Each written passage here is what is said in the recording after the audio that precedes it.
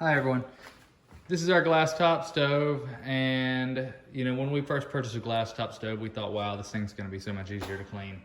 And we were a little surprised by the fact that it was not. If you ever have any spillage or anything like that, you'll get these rings that burn on the glass, and it's usually something that's not very easily removed. In fact, after you clean it, it'll still be set in the glass, and it'd look terrible. It looked like the oven hadn't been taken care of or anything like that. In fact, you can still see a couple little marks and stuff right here that I've missed. Cleaning it with household cleaners, things like that, just was not doing it until we purchased this Weeman Glasstop cleaner and polish. Comes with a razor blade to get your thicker stuff off so you can go along the stove. And scrape just like that.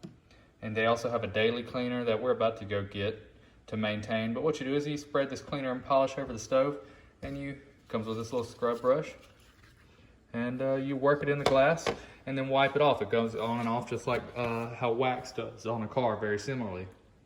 But I'm going to post an Amazon affiliate link in the description. You can get your Glasstop stove looking good again. Give it a try, guys. Thanks.